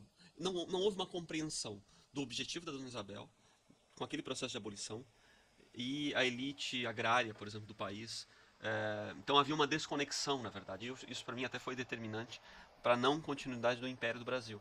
porque ela tinha objetivos, né? A família tinha objetivos. Dá para dizer que a república não foi feita para o povo, ela foi feita para as elites. Ela foi Existia uma feita- ideia de não, povo sim. mais dentro da monarquia do que no modelo republicano nosso A hoje. república, né? A res pública, cuidado com a coisa pública, ela foi mais república. Havia mais república no Império do que na República. Havia mais cuidado com o interesse público, havia mais amor ao Brasil do que na República. A República ela foi uma proteção quanto a um desacordo, na verdade, de horizontes políticos do Império com uma elite que estava se diferenciando, estava crescendo, né, economicamente em relação, você pega, enfim, todo o ambiente do café em São Paulo, ou uma nova elite, uma elite militar também que surgia, né, os vitoriosos da Guerra do Paraguai, todo o complexo da intelectualidade positivista. Então havia um caldo ali, né, de interesses que passou a conflitar com esse horizonte, com esse propósito de transformação. E mais importante do que isso, quando a gente olha assim, a elite fez isso, a elite faz aquilo, mas é porque a elite ela representa também, ainda que a gente não goste, ainda que a gente discorde das escolhas que ela faz, ela representa o próprio povo. Porque o que aconteceu? Quando a monarquia cai, ficou muito impactante assim, a fuga, né, a saída da família real, a expulsão da família real, e aí aquela velha pergunta, que era uma pergunta que foi feita por um dos estrangeiros que morava no Brasil, né? O povo, não, a pergunta não, a afirmação, o povo assistiu bestializado, houve uma bestialização, o povo é besta, aquela questão, será que o povo é besta mesmo? Ou, outra pergunta, por que o povo não reagiu? Por que deixou que isso acontecesse? Por que não teve reação? Em parte não houve reação porque essa projeção diferente da elite encontrava algum eco no fundo da sociedade. Ou as pessoas não entenderam, na verdade, não ficou claro o movimento da Dona Isabel, que era um processo de abolição com algum tipo de indenização, com algum tipo de proteção, diria, social aos ex-escravos. Não houve esse tipo de compreensão por parte de elite. E não só a elite, o povo também não compreendeu, não ficou claro esse movimento. Isso fez com que ficasse uma coisa no ar, um certo vazio, um elo perdido, que até hoje nós não reencontramos, né? Ou seja, precisa recompor ou reestruturar, na verdade, essa elite, para que ela tenha um pouco de compreensão daquilo que Dona Isabel, Conde D e companhia deixaram, ou pretenderam, que é uma noção de solidariedade, uma noção, aí todos os valores mesmo cristãos, né, de amor ao próximo e tudo mais, e que tem um interesse nesse próprio local, na verdade, um interesse dentro desses fundamentos, né, comuns, coletivos, e que gerariam algo diferente. E aí vem a pergunta que eu ia fazer. Tem muita coisa ali na história que faz o Rio chegar ao ponto que chegou hoje. Tem essa romantização da favela, tem esse ignorar que parece proposital sobre quais eram os interesses ali da monarquia, da família real no que diz respeito à abolição, e como se deu o golpe republicano no Brasil, tudo isso. Parece que existe uma má vontade ou até uma vontade ativa de esconder ou de manipular certos fatos e dados pelo meio acadêmico hoje, para validar. Eu não vejo assim, saiu uma pesquisa, ainda que uma pesquisa que, vamos supor, a gente falou aqui que a favela é ruim, não sai nenhuma pesquisa para ver se a gente tinha razão quando a gente afirma que a favela é ruim. Só saem pesquisas que já reafirmam aquilo que já tem sido dito o tempo todo. Eu não vejo nada no sentido contrário. Até porque quando você fala assim, existe um efeito cascata daquilo que é produzido no meio acadêmico para todo o resto da sociedade. Porque a gente pensa o seguinte, olha, mas a universidade não influi tanto na minha vida. Diretamente pode ser que não, mas indiretamente muito. Quando eu falei da DPF 635, a base da decisão judicial foi tomada a partir de um paper, de um parecer de um instituto de pesquisa. Boa parte das notícias elas precisam tomar como base alguma referência acadêmica, alguma fala privilegiada, alguma fala com base em uma pesquisa. E aí vai escalonando até para discursos mais simples, né? Sem falar dos livros didáticos. Os livros didáticos são coisas decantadas que saem de algumas pesquisas, algumas interpretações e vão gerando toda uma repercussão no ensino, como nós aprendemos, como os nossos filhos estudam na escola. Bom, o que você colocou em relação a esse... Eu até me perdi na tua... Academicismo, então. Não, não, você tinha feito uma outra colocação da... Que parece que tem uma má vontade ou não tem nunca uma análise fora daquilo que já é pregado. Não, então, a gente estava falando do Brasil Império, né? É porque uma das coisas que começou esse ponto foi esse fenômeno, por exemplo, da favelização não tem uma origem lá no descompasso que houve no processo de abolição.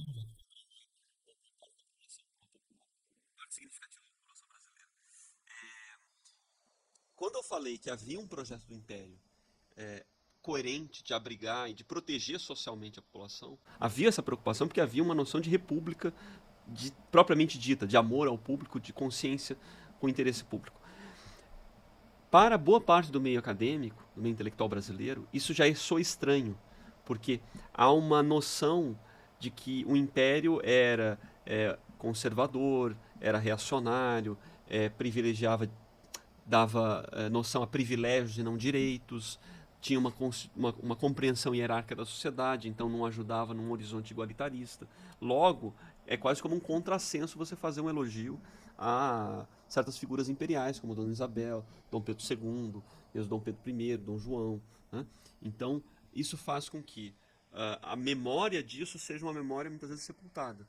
Não à toa, parte da responsabilidade, eu diria a parte significativa da responsabilidade sobre o incêndio do Museu Nacional é algo que incide sobre um desinteresse de vários governos, não é um só, não foi aquele que pegou na mão que aconteceu um incêndio, mas vários governos de esquerda que não deram a mínima, não havia interesse. Não havia interesse porque é uma consciência histórica errada de que esse passado é um passado que não tinha os valores que eu tenho hoje, né?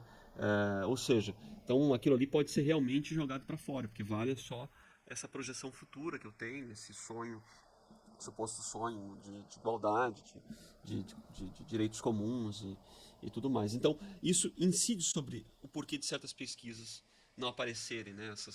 E é uma coisa meio burra, porque a gente não faz certas perguntas interessantes. Sempre a gente...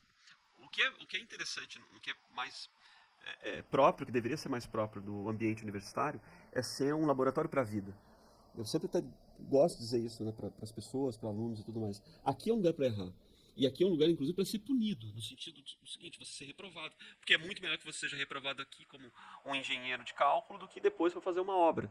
É melhor você ser reprovado aqui como um analista, como um estudante de sociologia, do que depois você fazer uma opinião horrível para a sociedade de publicar isso no jornal. É melhor você errar aqui prescrevendo, né, sei lá, num laboratório, algo medicinal, do que depois virar um assassino com jaleco branco. Esse é o horizonte, deveria ser o horizonte da universidade, é um laboratório para a vida, que as pessoas vão recolher as várias experiências que a vida tem. A universidade foi feita para isso, mas ela acaba sendo um duto de interesses, um duto de certas correntes ideológicas que puxam para um lado ou para o outro, e ofuscam, na verdade, as outras compreensões. E aí a gente fica rendido, porque tudo aquilo que eu falei no início, aquele efeito cascata que existe a partir do pensamento universitário, pensamento acadêmico, acaba não tendo a mesma vazão. Não é a única fonte, graças a Deus, de pensamento, claro que não. Então você tem intelectuais públicos, pessoas à margem da universidade, empresas que vão criando outras fontes de pensamento. Ao mesmo tempo, a chancela de autoridade, a chancela acadêmica, ela parte da universidade. Então, e é uma instituição permanente, ela não vai deixar de existir. Ela está em crise, ela precisa ser reformada, mas ela vai continuar. Ela precisa ser saneada, ela precisa ser salva. Como a gente falou no início, né, é um corpo doente. Precisa ser curado. Enfim, isso tudo ajuda a gente a falar aí dessas questões do Rio de Janeiro, do Brasil, violência, papapá. Falando um pouquinho de império e das contradições que a gente vive, é uma falácia dizer que vinham certos condenados cumprir pena como monarcas aqui e eles acabavam tendo estrutura de poder, tendo acolhimento aqui, e isso se perpetuou na nossa cultura. É um equívoco quando entra nesse tema, porque a gente acabou falando um pouquinho de monarquia, né? Acabou entrando nesse mérito. E eu cresci ouvindo dizer, cara, mas pô, o pessoal vinha de Portugal com pena aqui, para poder cumprir pena aqui, e os caras exerciam poder, então acaba que isso vai corromper a essência do que é o poder na mão das pessoas erradas, que vai se passando por gerações, enfim. Olha, o Brasil, em sua origem, tem um porquê predestinado. O Brasil é uma terra para conversão. Vale lembrar que os primeiros fazer um trabalho de civilização, que é civilização igual à conversão do Brasil, são missionários. Missionários franciscanos, primeiros, missionários jesuítas, beneditinos, etc, etc. Então era um foco de difundir, né, ir ao mundo e levar, né, a boa nova, difundir a minha palavra, tudo isso, todos os mandamentos do nosso Senhor Jesus Cristo. Então o Brasil nasce com isso, né? O primeiro ato oficial dentro do Brasil foi uma missa. Isso é de um impacto assim sem igual, na verdade, é uma coisa muito forte. Então o porquê do Brasil foi esse. Claro que isso é um horizonte moral. Há uma série de disputas aí. Então a disputa, sobretudo quando as riquezas vão ficando mais claras e os interesses, né, extravagantes, digamos assim, vão ficando mais claros. E aí, é claro, a gente pensar na corrida do ouro no século XVIII, quando 17, especialmente 18, né, as riquezas de Minas Gerais, como qualquer lugar do mundo, quando se tem uma notícia de algum lugar com uma riqueza possivelmente fácil. Você tem uma certa veia ali de pessoas interessadas simplesmente naquilo. Agora, significa que isso fez parte sempre do interesse da elite e você mencionou, né, por exemplo, especialmente depois quando Dom João vem para cá e tudo mais, eu diria que não. Primeiro, o Brasil sempre foi visto como algo estratégico. A ideia de que o Brasil poderia ser até sede de Portugal não é algo que nasceu em 1808, quando eles vieram escapando da perseguição de Napoleão. Antes já tinha se pensado isso, vale lembrar que o padre Antônio Vieira já tinha até sugerido, né, essa migração. Ou seja, o Brasil tinha um olhar, era visto de forma muito diferenciada por Portugal. O fato de você pensar, né, que Portugal transferiu a sua sede para cá é algo que já reconfigura esse nosso pensamento. Foi dado um olhar de dignidade. Uma outra coisa fundamental: degredados, presos, serem levados, né, para colônias, isso não é uma coisa comum apenas do Brasil. Isso aconteceu na Austrália, no Canadá, em vários outros países na África do Sul, e não determinou propriamente o destino desses lugares. O exemplo australiano é muito pior que o Brasil. Muito pior. A Austrália foi praticamente uma prisão mesmo. E, no entanto, não determinou o destino do desenvolvimento tecnológico, científico, intelectual do lugar, né?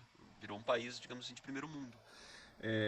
Então, eu acho que não dá para jogar esse peso sobre a nossa trajetória, né? Muito pelo contrário, acho que a gente deixa de olhar, a gente tem um complexo de vira-lata e deixa de fazer um olhar sobre qual é a razão deste país, qual é a razão, o que os portugueses pensaram em relação ao Brasil, o que se pensou na fundação do Brasil-Estado independente, né? O que estava na mente daqueles... Então, eu percebo assim, cara, quando a gente para pra estudar a história do Brasil, a gente tem ali praticamente 300 e tantos anos, quase 400 anos de história que são jogados no lixo.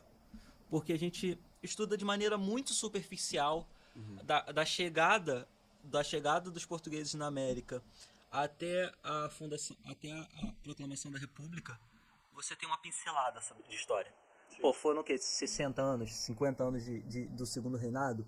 E o que a gente aprende é que Dom Pedro II, ele é deixado pelo pai aqui aos 5, assume, sei lá, aos 12, aos 13, 14, né? Antes disso tem a regência trina, e depois liberta os escravos e acabou. Peraí, mas foram 50, 60 anos de reinado e não se fala sobre isso na escola. E você não tinha ali um movimento popular que pedisse a saída da monarquia, mas vendem como se a república fosse a melhor coisa do mundo. Não, porque tem uma noção de contínuo progresso, que é uma certa consciência revolucionária que a gente adquire, que é errada, de que é sempre uma coisa como uma escadinha para cima, né? Mas não é assim, a história não funciona dessa maneira. Então é como se você tivesse que colocar sempre numa menoridade o período colonial e depois o período imperial para mostrar que a gente saltou. É a mesma discussão que se faz quanto à Idade Média. Por que Idade Média? Você imagina, você chega assim, volta ao passado e diz: meu amigo, você estava na Idade Média, eu já sou da Idade Moderna ou Contemporânea, eu estou muito mais à frente do que você. Que é uma coisa ridícula, na verdade. É como se fosse dizer assim, que eu nem sou de futebol, eu vou dar um exemplo de futebol, olha só como é que vai ser um bom exemplo. A influência do Júnior está sendo na minha vida. É como se eu fosse dizer assim, não, o Flamengo de hoje é melhor do que o Flamengo de Zico, né? A seleção brasileira de hoje é melhor do que a seleção brasileira do Pelé. E todo mundo sabe que não é. Mas é isso que você tá falando, né? Sim. Que a visão da galera é que É sempre uma ano linha, após ano tem que ser melhor. Então, mesmo que a seleção de hoje seja uma merda, se isso fosse história, os historiadores de hoje estariam dizendo que a seleção de hoje é melhor do que a seleção de Garrincha e companhia. Nem sei se o Claro. Garrincha jogou na seleção. Claro. Jogou. Fez sozinho, em 1962 praticamente ele fez sozinho. Ganhou sozinho. Mas não, de fato, então tem essa nossa visão, né, meio que linear, assim, progressiva, que atrapalha essa nossa estudo adequado sobre... Eu estou participando estou escrevendo um roteiro para uma série do Centro Dom Bosco sobre a história do Brasil, chamará Histórias Épicas. E o foco é mostrar o extraordinário na história brasileira. O extraordinário é observando fundamentalmente a intervenção de Nosso Senhor na história do Brasil. E existiu. Desde a origem portuguesa. Portugal... Quando você diz Nosso Senhor, você se refere... Jesus Cristo. Ah, tá. Portugal surge por um milagre, praticamente. É um país minúsculo, consegue expulsar muito antes do que outros povos, muito antes do que a Espanha, expulsar os mouros. A invasão dos islâmicos, né, sobre Portugal. Há uma série de guerras assim, extraordinárias, batalhas incríveis, né, e aparições muito importantes, não só de Nossa Senhora, dando todo um apoio, na verdade, para heróis. Isso faz parte da nossa tradição, do nosso reencontro com o passado. Depois disso que eu falei, o Brasil ter começado com uma primeira missa, os vários mártires, né, jesuítas. Tem uma série de fenômenos que nós não conhecemos, nós não sabemos. Isso faz com que nós não entendamos o porquê que nós estamos aqui. Que sentido faz? Qual é a graça que tem ter nascido aqui, entendeu? E nós não estamos na Indonésia, nós aqui falando, mas tem algum motivo, tem algum propósito. Né? Então tem uma linha aí de razão para isso tudo e precisa ser reencontrado. E mostrar esses aspectos, mostrar esses fenômenos é algo fundamental, porque é algo fantástico, é algo que nos abre os olhos e mostra algo diferente dessa linha meio reta para cima, e a gente vive numa noção falsa, né? De fato, não, a República foi muito melhor porque superou os privilégios do Império, mas aí você não olha direito o que significa realmente o porquê das palavras, né? Quando a gente olha a República, o que é a República? É muito fácil, você compreende o que é a República, que é o res pública, né? O cuidado com a coisa pública. Ela existia de forma muito mais... Esse valor era muito mais importante, muito mais profundo no Império do que na República. Você não encontra, assim, escândalos de corrupção no Império. Você não encontra cara que botou dinheiro no bolso. No início da República já começa a aparecer. Já começa a ter... O Joaquim Nabuco fala, já começa a ter escândalo com o banco. Né? Não existia isso. O Dom Pedro II saiu pobre do país. Ele não tinha dinheiro para pagar as exéquias da mulher que morreu. Dona Teresa. Não tinha. Pobre, contava com apoio. Então, assim... É tipo o Bolsonaro pedindo Pix pra pagar processo hoje? Dá pra fazer uma comparação? Mas Hoje mas, eu tô que não, a comparação... Não, mas... Você sabe que o Bolsonaro tem uma Miquel, conta de salário alto, de moradia, de Mas Não, ele mas- pediu Pix, Não, coitado, mas- lá pra... Não, mas aí é que ele, tá. a Pobre Zambelli não também Mas, tá pedindo. Mas, Miquel, essa estratégia do Bolsonaro tem muito mais a ver com uma demonstração de poder e de vinculação popular, porque isso aconteceu de fato, quando mostrou que a quantidade de Pix foi assim retumbante em poucas horas, mostra como é que vocês falam que eu não... a expressão da Exatamente, não, como é que você quer dizer que eu perdi ou que eu não tenho valor, se aqui eu peço para as pessoas me ajudarem, num clique as pessoas realmente me ajudam. Isso gera um impacto numa situação política, vamos dizer, esse cara não está morto. Esse cara é muito forte. É que hoje ele tomou o remédio, o Hoje remédio eu de tô provocação. animado. Ele Não, tomou alguma dosezinha a lá. advogada da Zambelli falou que ia sair do caso porque a Zambelli não tinha como pagar. Mas assim, cara, não tem nada mais poderoso do que a dedicação de uma pessoa quando se trata de contribuição. Qualquer pessoa que acredite em algo, ela contribui. E o que o professor falou é muito claro. Assim, o Bolsonaro queria mostrar que, cara, de verdade, pensa assim, eu acho muito legal tal coisa. Você contribui com quantas coisas na vida? Somente com aquilo. Você só dá o seu dinheiro para aquilo que você acredita. Sim. E o Bolsonaro fez questão de crachar isso, olha. O pessoal acredita em mim, confia em mim. Vocês podem dizer o que vocês quiseram, que eu saí do país, que eu fugi, que eu sou culpado, o que for. E, cara, tá aqui.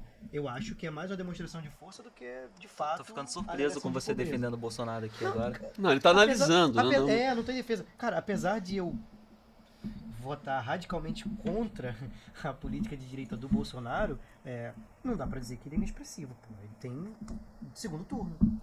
Cara, segundo turno no país, vou eu disputar com qualquer pessoa para não ter nem 500 votos. Então, assim, não tô falando de qualquer pessoa.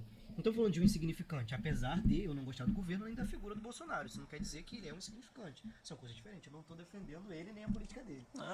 Tranquilo. Mas desculpa, roubamos assim. Aqui, Não, hoje não. ele tirou o dia pra provocar. Não, entendeu? hoje eu tô que tô. Já falou do Mas, PDT. olha só, aí eu vou. Aí eu tô pra provocar mesmo hoje. Vai Aí a fundo. gente falou o seguinte: você tá fazendo uma série, né? Onde você faz um Roteiro. um roteiro histórico e mostra a atuação de Jesus Cristo nessa. A gente diria assim... Assim, o milagre que é a os- existência do Brasil do mesmo. Brasil.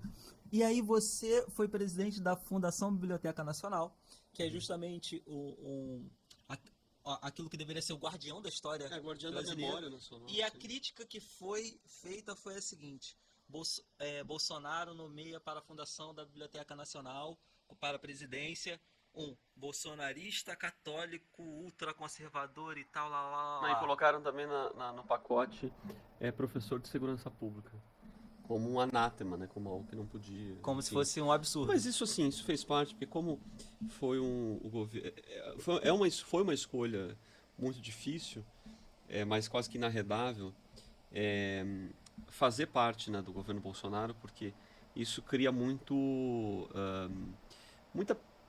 prejuízo para o meio acadêmico. Então é uma dificuldade, porque você fica proscrito, você fica mal visto, é tido como o direitoso, fascista, enfim, tudo que possa vir de mal, porque a universidade se circunscreveu muito. A Janaína Pascoal passou por isso, né? O pessoal fazendo abaixo-assinado para tirar ela. Não ser mais professor, então é quase que inaceitável isso, porque você pode ter um pensamento no máximo de centro-esquerda dentro da academia. Isso é ruim, como aquilo que eu estava falando. Uma instituição que precisa ser laboratório para a vida, ela tem que ter vários pensamentos. Como eu não iria fazer sempre dizer que é errado, sempre dizer que é problemático e sempre dizer que não deveria, o correto não deveria ser pensar aquilo, mas, bom, eu não ia fazer digamos assim, como eu não fiz perseguição na Biblioteca Nacional, o sujeito que era comunista, entendeu? O sujeito fazia o seu trabalho técnico e operava, ok. Ele, a hora que abrir a boca, ele se descredibiliza sozinho. Exatamente, se você apresenta as coisas reais e verdadeiras, isso acontece. Ou, na verdade, eu não diria nem a pessoa em si, mas, por exemplo, pensa um estudo, né, uma faculdade de ciência política sem estudar Karl Marx. Não tem como. Você precisa entender aquilo, até para ter propriedade e dizer que está errado. Ponto. Então, agora, voltando, né? Ter feito parte do governo Bolsonaro tem esse risco, você fica marcado.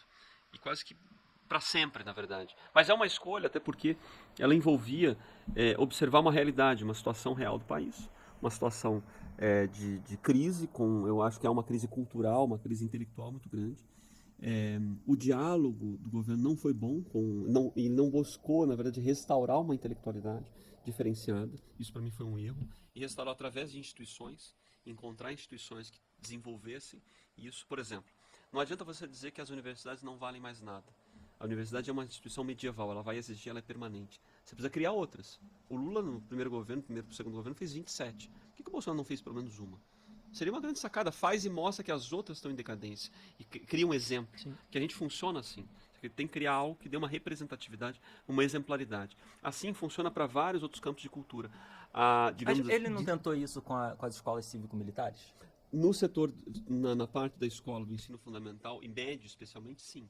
Não à tem toa, menos expressão do que o acadêmico. Tem menos expressão e aquele efeito cascata é menor. Porém, o efeito apareceu. Mesmo neste ano, 2023, a demanda de escolas públicas para se tornarem cívico-militares é tão grande quanto nos outros anos. E os governos estaduais não estão recuando, porque as pessoas... Você pode pensar assim, a senhora, sei lá, de Goiás, pode até votar na esquerda, mas ela quer que o filho tenha, no mínimo, ordem quando vai para a escola. No mínimo, ordem. E, querendo ou não, as escolas cívico-militares deram isso. Foi uma política que ela não teve... Eu acho que um erro ela não ter escalado, porque ela deveria funcionar mais como escola referência para outras escolas que não fossem cívico-militares, que funcionasse sem o elemento militar.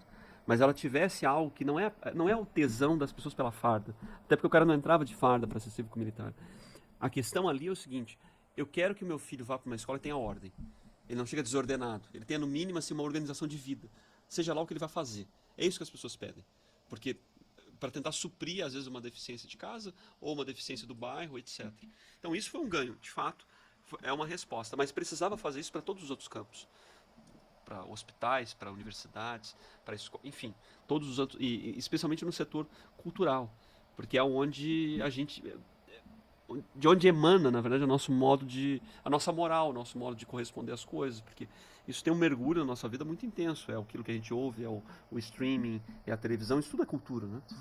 E não adianta só divergir, né? Você tem que apresentar a sua proposta e dizer, olha, eu não concordo com isso e tá aqui, tô apresentando isso aqui para vocês saberem qual é a minha proposta. Eu acho que ficou muito no eu não concordo. Exatamente. Então, o que eu procurei fazer no período da Biblioteca Nacional, né, desde que eu entrei com o Rafael Nogueira, depois ele saiu para Brasília, e eu fiquei como presidente, foi criar justamente isso. A gente fazer pautas e políticas públicas positivas e que demonstrasse algo de valor, que desse uma permanência, um resultado permanente, independente de escolha política A ou B, mas que se encontrasse com os caráteres próprios da instituição de memória brasileira, de sede da memória brasileira, de preservação cultural. Então, eu procurei coisas que em outros momentos estiveram apagadas. Por exemplo, a gente tem algo muito interessante no Brasil sobre história familiar, memória oral das famílias, todo esse interesse das pessoas sobre genealogia, por exemplo. Isso precisa ser protegido pelas instituições. A gente não tem... Se você pegar assim, a memória brasileira sobre depois os avós, é quase que nada. As pessoas não sabem a história dos seus antepassados. A gente não sabe. Alguns vão procurar porque, vou ver se tem um passaporte português, um passaporte italiano. Aí vai procurar por outro interesse. Mas a história mesmo do amor à sua família, que é uma... Como é que você protege isso? Você precisa criar instituições que protejam os documentos, que protejam tudo aquilo que as igrejas preservaram, né, durante muito tempo, que até os anos 70, vários lugares do país, o batizado era o que servia como registro civil de nascimento. Proteger os arquivos locais, proteger sobretudo as bibliotecas. Então, a gente lutou para tentar, por exemplo, ampliar o espaço para abrigar doação de documentos de memórias familiares. A gente tentou fazer eventos. Todos esses movimentos assim, são coisas muito pequenas, simbólicas, mas só de você lançar um assunto como esse, já mostra, os caras estão interessados nisso. Eles não deixaram o assunto de lado. Demonstrou que isso tem que ser cultivado, isso tem que ser preservado. Assim como outros vários assuntos assim, que a gente tentou levantar e mesmo criar políticas públicas, sei lá, ciclo de conferências sobre cânones brasileiros, aquilo que é fundamental na nossa criação cultural. Enfim, tudo isso foi alguma tentativa de legado, né, que a gente sempre deixa, e sempre assim, com muito respeito, entendendo o outro lado, fazendo algo que não agredisse, na verdade, a própria instituição, porque é muito sensível, né, você precisa ser muito cuidadoso, porque são instituições muito delicadas. E aí nessa de não agredir, você foi fazer um evento e chamou o Daniel Silveira para receber uma premiação e deu uma confusão do caramba, né? Na verdade, ali não foi uma premiação para político A ou B, foi o seguinte. Há uma tradição na instituição que é a medalha Biblioteca Nacional Ordem do Mérito do Livro, que é uma honraria. Nós procuramos fazer um conjunto de ações para os 200 anos da independência. E foi uma outra ação que a gente perdeu a oportunidade de fazer mais. Né? Mas dentro da Biblioteca Nacional a gente fez tudo que podia. Conferências, lives, exposição. A gente fala em caráter governo, né? Caráter governo Bolsonaro. E era uma crítica que eu fazia internamente, eu faço, e é uma crítica positiva, na verdade. Eu acho que salvou muito o próprio 7 de setembro, que foi incrível, né, popularmente, essa vinculação com o povo, mas eu digo em termos de eventos, exposições, a gente precisaria ter uma exposição universal, trazer o mundo para ver o Brasil, utilizar a imagem, toda essa imagética assim, de um país que começou em 7 de setembro de 1822, embora tenha sido uma data simbólica, né, mas não importa, ter essa noção de 200 anos da independência. Bom, uma das ações que eu fiz, que nós fizemos na biblioteca, foi recuperar essa honraria na biblioteca que estava estava meio que esquecida. Então a estratégia foi 200 anos da independência, 200 medalhas. Mas a gente fez uma divisão entre aquilo que... essa separação foi feita com diplomação diferente, inclusive, para intelectuais, pessoas vinculadas a instituições culturais, artistas, pessoas realmente com uma vinculação real, concreta com a cultura. Esses tinham uma diplomação digamos assim, de reconhecimento, de honra com relação a essa medalha. Um diploma diferente, que foi chamado de Amigos da Biblioteca, foi para propositadamente chamar atenção, fazer um chacoalhar, e isso foi dito, está público no meu discurso, que foi ao ar, quando eu disse, olha, uma instituição como essa ela precisa ser vista pela sociedade. Senão acontece uma tragédia do Museu Nacional. Queima, a gente fica depois, uns choram e fica por isso mesmo. A catástrofe acontece, a gente precisa chacoalhar, mostrar para empresários, para políticos, tudo mais que era importante. Uma das maneiras, como a política se tornou muito forte relacionada às emendas parlamentares, porque, olha, essa instituição precisa inclusive de apoio financeiro. A gente precisa muito. E eu vou pedir emenda para esses caras. Então, vamos procurar aqueles que tenham uma afinidade, que tenham uma proximidade com a instituição, tenham uma sensibilidade e que a gente possa ter um diálogo e trazer para essa homenagem. O Daniel Silveira, à época, não apenas ele era um político sensível à biblioteca, como também ele era da Comissão de Cultura da Câmara. Estava lá, institucionalmente, como representante da Comissão de Cultura. Se você procurasse, os deputados da Comissão de Cultura, estava lá ele. Enfim, então ele foi até como representante dessa Comissão de Cultura, com vários outros. Tinha vários políticos lá, de vários, até de centro, na verdade, era uma coisa bem ampla, né? E com esse objetivo, de chacoalhar a instituição, chamar a atenção e para dizer o seguinte, sem vocês, sem empresários, personalidades públicas, sem políticos, essa instituição aqui vai perecer. E se ela perecer, é a morte do Brasil, como foi um crime, como foi uma catástrofe, quando o Museu Nacional queimou. Você tinha que ter chamado a Anitta, cara. Chamava a Anitta, Felipe Neto. Não, é sério, olha só. Sabe, porque o que eu tô percebendo hoje... Ué, Felipe Neto, que foi processado e condenado por fake news, hoje é o cara homenageado por combater as fake news. Então, assim, não, sério, sinceramente, eu tô chegando à conclusão que hoje, pessoas como você, que são técnicas, que tem uma visão cultural, que tem um projeto, você enxerga um projeto de Brasil. Quando você escreve um livro desse, que o Rio deve ser o segundo Distrito Federal, você tem uma visão de Brasil. Mas isso não é agradável, não é palatável. Eu tô assim perturbado hoje, porque eu tô percebendo que a galera, até a galera que tá assistindo esse programa agora, eles estão assim, cara, vocês estão muito técnicos. Vocês estão indo muito direto ao ponto. Direto ao ponto não, na verdade vocês estão dando voltas pra explicar e tal, e não é isso. A galera quer o conteúdo raso. Cara, eu fui fazer a pesquisa aqui pro podcast de convidados e eu achei uma plataforma na rede social que ela junta influenciadores. E ela é organizadinha, você consegue separar pelo menos por estado e cidade. Cara, eu fui pesquisar influenciadores no Rio de Janeiro, que eu queria caras de conteúdo, e 99% dos criadores de conteúdo são dançarinos de TikTok ou meninas que ficam experimentando roupa e maquiagem da Shein e da Shopee. Cara, então assim, irmão, não adianta. Próxima vez que você assumir um cargo desse, chama a Anitta. Porque eu não entendia, juro pra você, eu não entendia. Quando colocaram o Gilberto Gil, por exemplo, foi o Gilberto Gil que foi ministro da Cultura, né? Durante o governo Lula. Ele agora virou imortal da Academia Brasileira de Letras. Cara, mas foi uma tentativa, mais ou menos, de chegar próximo a uma coisa meio Anitta. Tanto que quando houve uma polêmica em relação às medalhas com alguns imortais da Academia Brasileira de Letras, quando eu dialoguei com alguns, eu falei, bom, a Academia Brasileira de Letras fez um movimento semelhante, que eu acho, e que na época não foi justificável, como foi justificável no meu caso em relação a alguns políticos que estavam numa posição institucional e tinham um posto representativo, como eu mencionei esse do deputado. Quando eles deram uma medalha Machado de Assis para o Ronaldinho Gaúcho, quando na época já se sabia que ele tinha problemas na justiça, e mesmo assim a Academia Brasileira de Letras o recebeu e fez uma homenagem. Foi uma coisa muito criticada à época, né, muito sensível, e até na época quando um dos acadêmicos veio me questionar na Biblioteca Nacional, eu falei, bom, mas quando a academia fez esse movimento, o senhor não falou nada. E foi um movimento que não tinha mesma justificativa. Ele era apenas um jogador do Flamengo, com uma folha corrida, e depois não foi preso, e aquilo ali passou como se fosse lindo, maravilhoso. Mas é porque eu estou dizendo isso que é meio arriscado fazer esse movimento com esse tipo de personalidade, né? Exatamente, com esse tipo de personalidade pública. Como foi, na verdade, em relação a alguns deputados, né? Talvez, enfim, deveria ter sido, porque eu não tinha também condições, na verdade, do apoio que nós recebemos para fazer, talvez o objeto da condecoração diferente, né?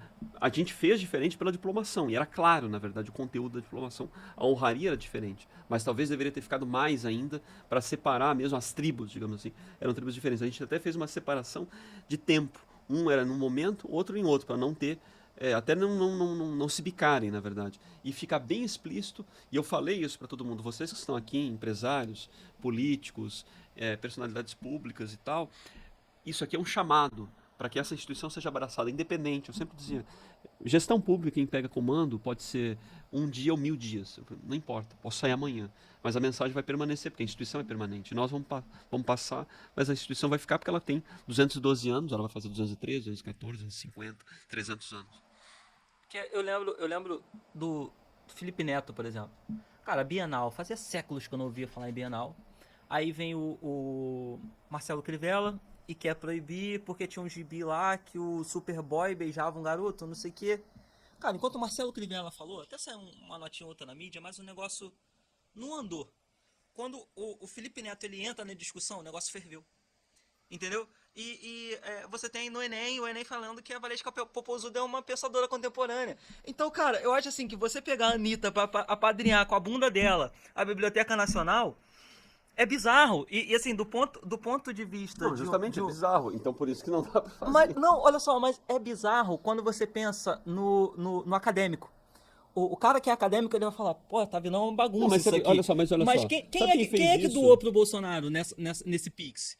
Foi o tiozinho, irmão. Foi o tio que chegou lá e deu R$5 e o adolescente. Mas, Miquel, você viu que você falou da Anitta, mas quem fez isso, inclusive num lance comercial acadêmico, foi a Estácio.